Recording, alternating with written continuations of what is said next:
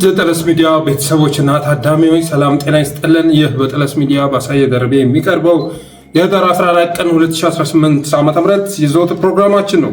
በዛሬው ፕሮግራማችን ልዩ ልዩ መረጃዎችን፣ ወቅታዊ ጉዳዮችን፣ ዕለታዊ ፖለቲካዊ ክንውኖችን ወደ እናንተ የምናደርስ ይሆናል። ስለዚህ የጠለስ ሚዲያ ሜምበር ሰብስክራይበር በመሆን ብሎም ዝግጅታችንን ላይክ፣ ሼር ያደረጋችሁ ላይክ በማጋራት እስከ ፕሮግራማችን ፍጻሜ ድረስ አብራችሁ ትቆዩ ዘንድ በአክብሮት ጋብዘን በቀጥታ ወደ ዕለቱ ፕሮግራም እናልፋለን።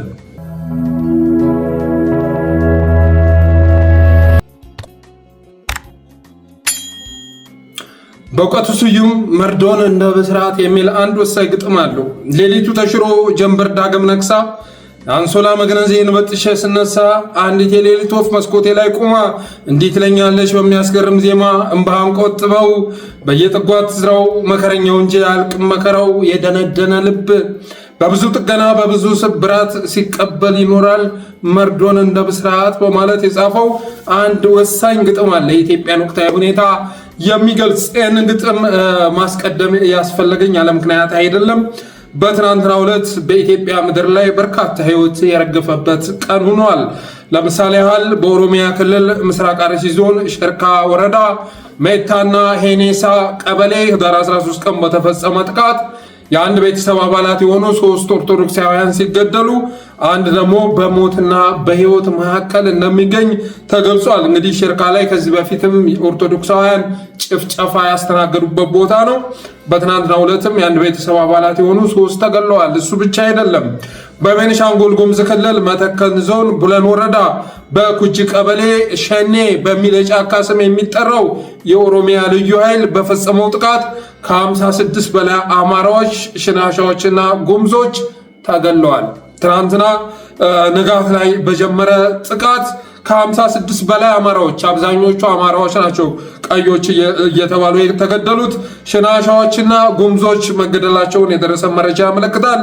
ይህን ጭፍጨፋ የፈጸመው የኦሮሚያ ልዩ ኃይል ነው ለማለት ያስቻለኝ በጥናት ላይ ተመስርቼ ስላረጋገጥኩ ነው።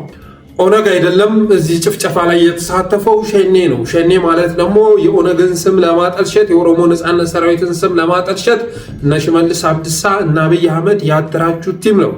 በፈለጉት ሰዓት ላይ የኦሮሚያ ልዩ ኃይል ያደርጉታል፣ ሲፈልጉ መከላከያ አድርገው አማራ ምድር ያስገቡታል፣ ሲፈልጉ ሸኔ ብለው ንጹሐንን ያስወድሙበታል። ስለዚህ ሸኔ በሚል ስያሜ የሚጠራው የኦሮሞ ልዩ ኃይል በትናንትናው ዕለት መተከል ዞን ቡለን ወረዳ በኩጂ ቀበሌ ላይ እጅግ ዘግናኝ የሆነ ጭፍጨፋ ፈጽመዋል። በኩጂ ማለት እንግዲህ በ2013 ዓ.ም 298 አማራዎች እና አገዎች በጅምላ ተገለው የተቀበሩበት ቀበሌ ነው። በጣም ዘግናኝ የሆነ ጭፍጨፋ ከተፈጸመባቸው ቀበሌዎች አንዱ ነው። ትብብር ለኢትዮጵያ አንድነት መስራች ፓርቲዎች እናት ፓርቲ፣ መኢአድ፣ ኢሃፓና አገር የሐዘን መግለጫ ወጥተዋል። በዛሬው ዕለት መንግስት ዋና ሚናውን በመርሳቱ እልቂትን ቀላልና የተለመደ አድርጓል ይላል። ከትብብር ለኢትዮጵያ አንድነት መስራች ፓርቲዎች የተሰጠ የሐዘን መግለጫ በቤኒሻንጉል ክልል መተከል ዞን ቡለን ወረዳ በኩጂ በተባለ አካባቢ ትናንት ማለትም ህዳር 13 ቀን 2018 ከጠዋቱ 12 ሰዓት ጀምሮ በተከፈተ ድንገተኛ ተኩስ ከ40 በላይ ዜጎች ሲጨፈጨፉ 40 አይደለም 56 ደርሰዋል። በርካታ ዜጎች ቆስለዋል። ጭፍጨፋው በዋናነት አማራውን ትኩረት ያደረገ ነው ያሉት ከእልቂቱ የተረፉ እማኝ ሆኖም የጉሙዝና ሽናሻ ወገኖቻችንም ተጎድተዋል ብለዋል። 10 የጭፍጨፋው ሰለባዎች ሴቶች ሲሆኑ በርካታ ጨቅላ ህፃናት የሚገኙበታል። አካባቢው ክፉኛ የስጋት ቀጠና ያለበት ነው። የአካባቢው ማህበረሰብ ራሱን ለመከላከል ካደረገው ጥረት ያለፈ ምንም የመንግስት የጸጥታ ኃይል ባለመድረሱ ያለ ከልካይ ያሻቸውን ያህል ያገኙትን እንዲጨፈጭፉ ቀላል አድርጓል ብለዋል እማኞች። ከቁስለኛው ብዛትና አሰቃቂነት አንጻር የሟቾች ቁጥር ሊጨምር ይችላል። ጭፍጨፋውን በአካባቢው ሰዎች አጠራር ሸኔ የሚባለው ኃይል ነው የፈጸመው። የሟቾችን አስከሬንና በህይወትና ሞት መካከል ሆነው የሚያጣጥሩ ቁስለኞችን ለመለየት በራሱ ሌላ አሰቃቂ ክስተት ነበር ይላሉ እማኞች። በኩጂ በተባለው አካባቢ ከዚህ ቀደምም በርካታ የአማራ ማንነት ያላቸው ንጹሐን ተጨፍጭፈው በእስካቫተር ጭምር መቀበራቸው ይታወሳል። ፓርቲዎቻችን በዚህ አሰቃቂ ጭፍጨፋ የተሰማቸውን ልባዊ ሐዘን እንገልጻለን። ጨፍጫፊ እኩያንንም በጽኑ እያወገዝን አንድ በአገር አቀፍ ደረጃ የሐዘን ቀን እንዲታወጅና ቢያንስ ሰንደቅ ዓላማ ዝቅ ብሎ እንዲውለበለም እንጠይቃለን። ሁለት ዜጎች መንግስትም ይጠብቀናል ከሚል አጉል ሚዛን ማዘናጊያ ወጥተው ራሳቸውን አደራጅተው እንዲከላከሉ እናሳስባለን። ሶስት የኢትዮጵያ የክፉ ቀን ወዳጅ የሆኑ ዲፕሎማቲክ ማህበረሰብ አካላትና በውጭ ሀገር የምትገኙ በህግ ሙያ የተሰማራችሁ ትውልደ ኢትዮጵያውያን ፍትህ በሀገራችን በመጥፋቱ ዓለም አቀፍ ተጠያቂነት እንዲሰፍን እገዛ እንድታደርጉ ጥሪያችንን እናቀርባለን ብለዋል። አራት ለመላው ኢትዮጵያውያን ቦታውንና ጊዜው ይለያይ እንጂ በሀገራችን ለዘር ፍጅት አሁናዊና ከበቂ በላይ አስቻይ ሁኔታ መኖሩን ተገንዝቦ በጋራ እና በትብብር እንዲቆም ብሎም ራሱን ለመከላከል እንዲዘጋጅ ጥሪያችንን እናስተላልፋለን። ፈጣሪ ሀገራችንን ኢትዮጵያና ህዝቧን ይጠብቅ። ትብብር ለኢትዮጵያ አንድነት መስራች ፓርቲዎች እናት፣ መኢአድ፣ ኢህአፓና አገን ህዳር 14 ቀን 2018 ዓ.ም አዲስ አበባ ኢትዮጵያ ይላል ያወጡት መግለጫ። ፓርቲዎቹን እናመሰግናለን። ርዕስ አልሆነም። በሚገርም ሁኔታ እንደዚህ አይነት ጭፍጨፋ ተፈጽሞ የ56 ዜጎች በኦነግ ሸኔ ተከበው ከመጨፍጨፋቸው ይልቅ የአንድ ተራ የሆነ ግለሰብ በጋርድ ተከቦ መሮጡ ርዕስ የሚስብ ሆኗል በኢትዮጵያ ምድር ላይ። እኔ ህዝቡን ምን እንዳደነዘዘው ኤሊት የሚባለውን ምን እንዳደነቆረው ሊገባኝ አልቻለም። ዛሬ ፌስቡክን ስትከፍቱት አዶናይ ነው ምናምን የሚባል አንድ ጥራዝ ነጠቅ ሰሞኑን የመጣ ሰው አለ። እሱ በጋርድ ተከቦ ታላቁ ሩጫ ላይ መሳተፉ ዋነኛ ርዕስ እሱ ነው። ሚዲያውን የተቆጣጠረው እሱ ነው። የወገኖቻችን በኦነግ ሸኔ ተከበው መጨፍጨፍ ገና አስከሬናቸው አልተነሳም።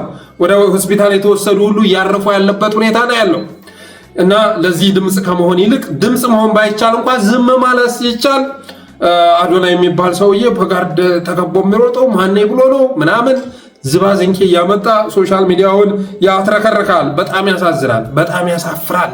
የመጨረሻ ማለት ነው የዚህ ትውልድ አካል መሆን የመጨረሻ አሳፋሪ። የአዲስ አበባ ልጅ የምትለው ቤቱ በዶዘር እየፈረሰ ሰፈሩ እየታረሰ እየተነቀለ በድህነት እየማቀቀ ከዛ ጫቱን እያመነዠከ ቸልሲ ማንቸስተር ቅዳሜና እሑድ ሌላ ዜና ማየታችን። ፌስቡክን ስትከፍተው ቸልሲ ማንቸስተር አርሰናል የሚል ዜና ነው ሞልቶ የምታገኘው። ለነሱ ህይወት ማለት እሱ ነው፣ ስኬት ማለት እሱ ነው። አንድ የአዲስ አበባ ወጣት ስኬት ምንድነው ብለህ በአሁኑ ሰዓት ላይ ብትጠይቀው ወይ የማንቸስተር ወይ የአርሰናል ዋንጫ መብላት ነው ብሎ ነው የሚመልስልህ።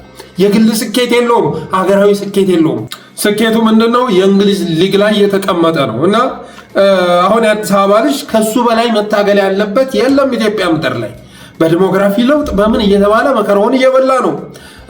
አመት በዓል በመጣ አደባባይ በዓል በመጣ ቁጥር እየታፈሰ ሰርቤን ነው የሚያሳልፈው። ይህም ሲሆን ግን እነሱ ከኳስ ዜናና ከኳስ ትንታኔ መውጣት አልቻሉም። በተመሳሳይ መልኩ ዛሬ በግፍ ከተጨፈጨፉ 56 ኢትዮጵያውያን አማራዎች እና የጉምዝና የሽናሻ ተወላጆች ይልቅ የአንድ ግለሰብ በጋርድ ተከቦ 2 ጋርድ ይዞ ታላቁ ሩጫ ላይ መሳተፍ ርዕስ የሚሆንበት ሀገር ማየት በእጅጉ ያሳፍራል፣ በጣም ያሳፍራል። በተረፈ ግን እልቂቱን ካስፈጸመ አካል ፍትህ አንጠይቅም። መንግስትም ብዬ መጥራት አቁሜያለሁ። ይሄን አገዛዝ ይሄን መንግስት ብሎ ጠርቶ ፍትህ እንዲሰጥ መጠየቅ በወገኖቻችን ደም ላይ እልቂት ላይ እንደመሳለቅ የሚቆጠር ነው እና እናት ፓርቲ ኢህአፓ መኢአድ እንዳሉት የኢትዮጵያ የክፉ ቀን ወዳጅ የሆኑ ዲፕሎማቲክ ማህበረሰብ አካላትና በውጭ ሀገር የምትገኙ በህግ ሙያ የተሰማራችሁ ትውልደ ኢትዮጵያውያን ፍትህ በሀገራችን በመጥፋቱ ዓለም አቀፍ ተጠያቂነት እንዲሰፍን እገዛ እንድታደርጉ ጥሪያችንን እናቀርባለን ያለውን መቀበል ነው። ለመላው ኢትዮጵያውያን ቦታውና ጊዜው ቢለያይ እንጂ በሀገራችን ዘር ፍጅት ጄኖሳይድ አሁናዊና ከበቂ በላይ አስቻይ ሁኔታ መኖሩን ተገንዝቦ በጋራና በትብብር እንዲቆም ብሎም ራሱን ለመከላከል እንዲዘጋጅ ጥሪያችንን እናስተላልፋለን የሚለውን መቀበል ነው የሚያዋጣው። ይህም መሰረት አድርጎ መስራት ያስፈልጋል።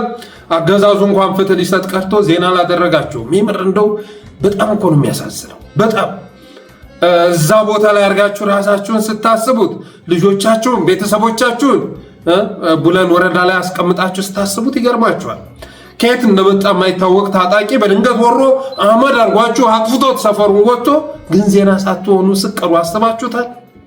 በጣም ያሳዝናል። የመጨረሻ ነው የሚያሳዝነው። በተረፈ ለወገኖቻችን ጽድቅን፣ ለተረፉት መጽናናትን፣ ለተጎዱት ማገገምን፣ ለኢትዮጵያውያን ንቃትን እመኛለሁ። ንቃትን፣ ከድንዛዜ መውጣትን እመኛለሁ።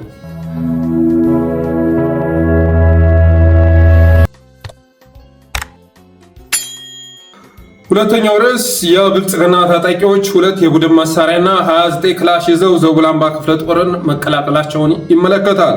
ይህንን መረጃ በተመለከተ ከስፍራው የደረሰኝ መረጃ እንደሚከተለው ይላል። የአገዛዙ ብልጽግና ሰራዊት 2 የቡድን መሳሪያና 29 ክላሽ በመያዝ ዞብላምባ ክፍለ ጦርን ተቀላቀሉ ይላል። ጀንበር የጠለቀችበት የብልጽግና አገዛዝ በርካታ ሰራዊቱ እየከዳውና እየፈረሰ ፋኖን እየተቀላቀለ ያለ ሲሆን አንድ ስናይፐር፣ አንድ ብሬን እንዲሁም 29 ክላሽ ያዙ በአጠቃላይ 31 አባላቶቹ ኮብልለው ምኒልክ ዕዝ ምስራቅ አማራ ኮር 2 ዞብላምባ ክፍለ ጦርን ተቀላቅለዋል። ይሄ በተጨባጭ ከታማኝ የመረጃ ምንጭ የደረሰኝ ነው።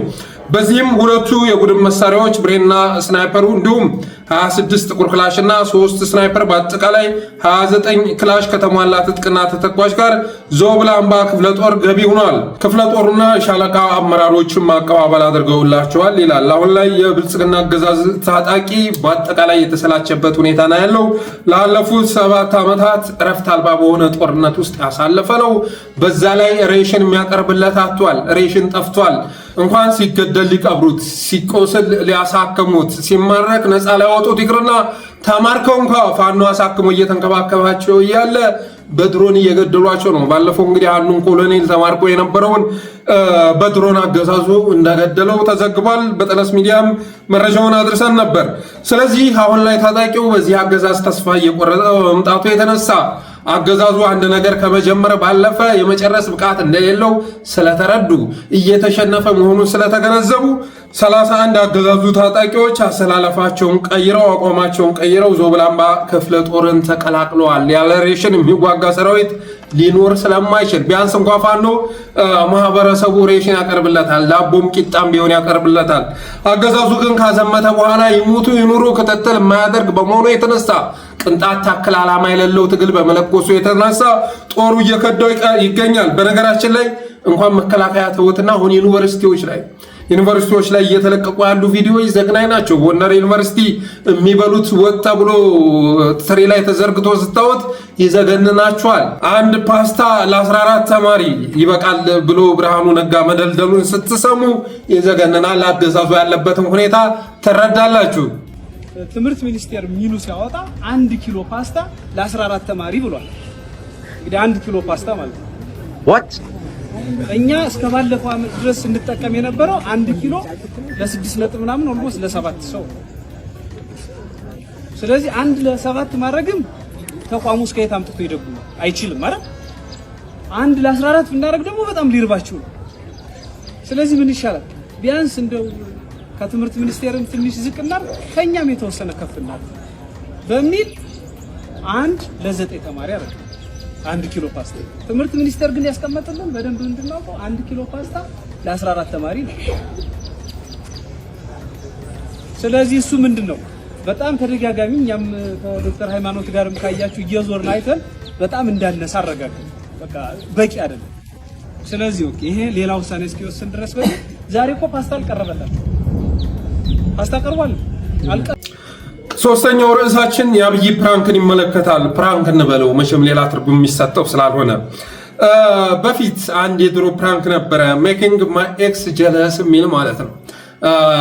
የቀድሞ ፍቅረኛን ማስቀናት እና ፕራንክ ነው ነገርየው። ይሄድና የሆነችን ሴት ፕሊስ የቀድሞ ፍቅረኛ ማስቀናት ፈልጌ ነው፣ ኤክስ ማስቀናት ፈልጌ ነው፣ እባክሽን አንድ ጊዜ ቪዲዮ እንቀረጽ ምናምን እያሉ ፕራንክ የሚያደርጉ ዩቲዩብ ላይ ድሮ የምናያቸው የድሮ ፕራንኮች ነበሩ።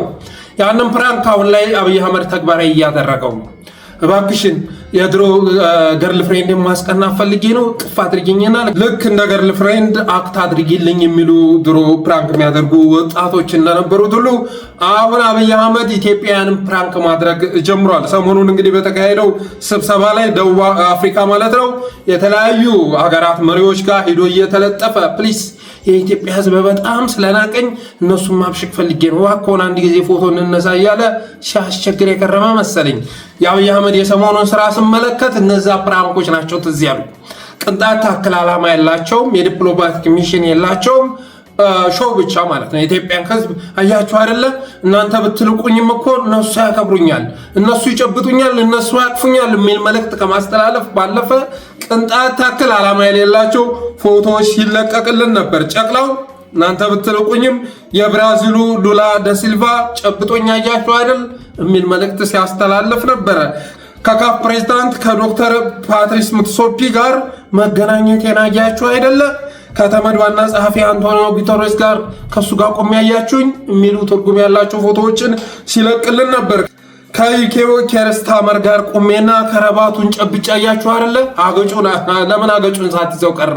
ልምድ ነው። የወንድ አገጭ ጨብጦ ፎቶ መነሳት ልምድ ነው። እና ከረባቱን ጨብጬ ያያችሁ፣ ከረባቱን እያስተካከልኩ አያችሁኝ። ከኢንዶኔዥያውና ከህንድ መሪ ጋር አያችሁኝ ወይ? ከኖርዌይ ጠቅላይ ሚኒስተሩ፣ ከጀርመን ቻንስለር፣ ከፈረንሳዩ ማክሮን፣ ከቱርኩ ኤርዶዋን፣ ከአቡዳቢው ቢን ዛይድ አያችሁኝ አይደለም? እናንተ በትንቁኝም እነሱ ያከብሩኛል፣ እነሱ ይጨብጡኛል። ኑ ፎቶ እንነሳ ስላቸው አብረው ፎቶ ይነሳሉ የሚል ትርጉም ያላቸው ፎቶዎችን ሲለቅ ነበር። የፌስቡክ ፕሮፋይሉን ከፍታችሁ ብትመለከቱ የኢትዮጵያ መሪ መሆኑን ማመን የተሳነው ጨቅላው ጠቅላይ ሚኒስትር የሀገራት መሪዎችን እየጨበጠ አገጫቸውን እየያዘ እያቀፈ እየተሻሸ የተነሳውን ፎቶ ለቆልናል። እና እነዛን ፎቶዎች ስመለከት ትዝ ያለኝ እነዛ ፕራንኮች ናቸው። እነዛ ፕራንኮች የድሮ ፕራንኮች ዩቲዩብ ላይ ቲክቶክ ላይ የምናያቸው ማለት ነው። እባክሽን ገርል ፍሬንድ ማስቀና ፈልጌ ነው፣ እስኪ አንድ ጊዜ ጠጋበይና እንደ ገርል ፍሬንድ አክት አድርጊ፣ እስኪ ቅፍ አድርጊኝ፣ ጉንጬን ሳሚኝ ምናምን እያሉ የሚያስቸግሩ እና መጨረሻ ላይ ፕራንክ መሆኑን የሚናገሩ ወጣቶች እነሱ ናቸው ትዝ ያሉ። አብይ አህመድ ይሄ ህዝብ ንቆኛል፣ ይሄ ህዝብ ለመሪነት አትመጥንም ብሎኛል፣ ለመሪነት እንደምመጥን ለማሳየት ከአውሮፓ መሪዎች ጋር ፎቶ መነሳት አለብኝ ብሎ የሄደ ነው የሚመስላችሁ። የሚገርመው ነገር ታዲያ ፎቶ መነሳቱን ከነሱ ጋር ፎቶ መነሳቱን መጨባበጡን መነጋገሩን ቁም ነገር አድርጎ እሱ ቢዘግበውም እነሱ የፌስቡክ እና ትዊተር አካውንት ላይ ስትሄዱ ግን አብይ አህመድ ጋር ስለመገናኘታቸው የጻፈ አንድ እንኳን አታገኙ። እርግጥ ነው የህንዱ ጠቅላይ ሚኒስትር ለጥፏል። ከዛ ውጭ ግን አብይ አህመድን እንደ ኃላፊ አግዳሚ እየገተተ ፎቶ የተነሳ ሰው በመሆኑ የተነሳ ከአብይ አህመድ ጋር ተገናኝተን ተነጋግረናል ብሎ የለጠፈ ልታገኙ አትችሉም። እና እኔ ከነዚያ ፎቶዎች ጀርባ ያለው ትርጉም ምንድነው? አንደኛ አያችሁኝ አይደል እንዴት እንደሚወዱኝና እንደሚጨብጡኝ የሚል ሲሆን፣ ሁለተኛው ደግሞ ጥይት ግዙልኝ እባካችሁ። ባዶ ካዝና ተሸክሟል አብይ።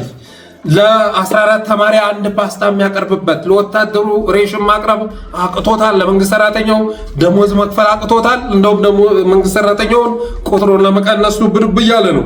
ስለዚህ ሁሉም ነገር ከሱ ቁጥጥር ውጭ ስለሆነ ባገኘው አጋጣሚ እጃቸውን እየገተተ እባካችሁ እርጥባን ለግሱኝ፣ እርጥባን ስጡኝ የሚል መሆኑ የሚያጠራጥር አይደለም። ወደ ኢትዮጵያ ሲመጣ ግን ኢትዮጵያ እርዳታ መጠየቅ ያለባት ሀገር አይደለችም በፍጹም። እዚህ ያህል ጸጋ ላይ ተኝተን ሀብት ላይ ተኝተን እንዴት እርዳታ እንጠይቃለን? እኛ ለጋሽ ነው መሆን ያለብን እያለ ሲበሸከት ትሰሙታላችሁ።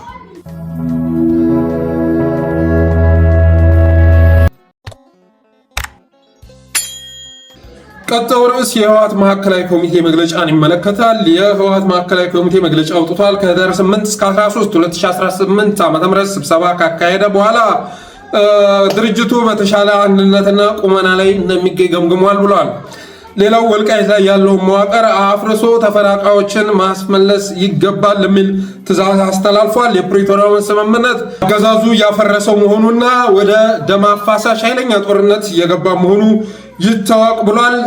ከዚህ በተጨማሪ የኢትዮጵያ መንግስት ይላል በትግራይ ላይ ያወጀው ገዳና ከበባ እንዲሁም ትግራይን የውከትና የግርግር ማዕከል ለማድረግ እያደረገ ያለው እንቅስቃሴ በጥልቀት የተወያየበት ሲሆን የኢትዮጵያ መንግስት የመንግስት ሰራተኞችን ደሞዝ፣ ነዳጅና መሰረታዊ ሸቀጦችን በመከልከልና ትራንስፖርትን በማስተጓጎል የትግራይን ህዝብ በማስራብ እንዲንበረከክ ለማድረግ በረሃብ እንዲበረከክ ለማድረግ እንዲሁም ተገፍቶ ወደ ውከት እንዲገባ ለማድረግ የሚያደርገውን እንቅስቃሴ በማውገዝ እንዲያቆም አስጠንቅቋል። የአፍሪካ ህብረት የመካከለኛነት ፓናል የፕሪቶሪያ ስምምነት ለመፈረም አዎንታዊ አስተዋጽኦ ያደረጉ ሀገራት፣ ዓለም አቀፍና አህጉራዊ ተቋማት የፕሪቶሪያ ስምምነት ከመቼውም ጊዜ በላይ በአደጋ ላይ መውደቁን በመገንዘብ የአፍሪካ ህብረት ፓናል በፍጥነት እንዲጠራና እስካሁን ያለው የስምምነቱ አፈጻጸምና እየተባባሰ የመጣው የጦርነትን አደጋ እንዲገመግም ጫና እንዲደረግ ጥሪ በማቅረብ በድርጅታችን በኩል ሲካሄድ የቆየው ጥረት ተጠናክሮ እንዲቀጥል አቅጣጫ አስቀምጧል ይላል። የድርጅታችን ማዕከላዊ ኮሚቴ በወቅታዊ የክልላዊ ለውጦች ላይም ሰፊ ውይይት ያካሄደ ሲሆን ዓለም አቀፍ ማህበረሰብ በክልላችን ላይ ያንዣበበውን የጦርነት ደመና ችላ ብሎ ማየት እንደሌለበትና የሚያስከትለው መዘዝ በዚህ ክልል ብቻ የሚወሰን ባለመሆኑ ለጊዜው ለመከላከል ተገቢውን ጫና እንዲያደርግ ጥሪ አቅርበዋል። በመጨረሻም በህዝባችን ላይ የሚታዩ ችግሮችና የህዝባችን ጥያቄዎች በአስቸኳይ መፈታት በሚያስፈልጋቸው ቅደም ተከተል ተለይተው ቅድሚያ በሚሰጣቸው ላይ እንዲሰራ እንዲሁም የትግራይ ህዝብን ደህንነቱ የተጠበቀ ህይወት ለማረጋገጥ ከትግራይ መከላከያ አቅሞች ጋር በመቀናጀት እንዲሰራ አቅጣጫዎች በማስቀመጥ መደበኛ ስብሰባውን አጠናቋል ይላል የህወሓት ማዕከላዊ ኮሚቴ ያወጣው መግለጫ።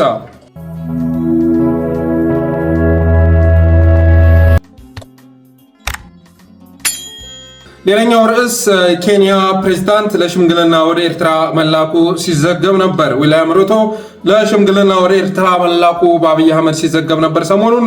ይሁንና በኤርትራ በኩል 3 ቅድመ ሁኔታ ተቀምጧል። ከአብይ ጋር ለመስማማት 3 ቅድመ ሁኔታ ማስቀመጣቸው ተሰምቷል። ይኸው ምንድነው? አብይ አህመድ ላለፉት 2 ዓመታት አሰብ፣ ቀይ ባህር እያለ ሲሸልልና በኤርትራ ላይ ጦርነት ሲያውጅ ነበር።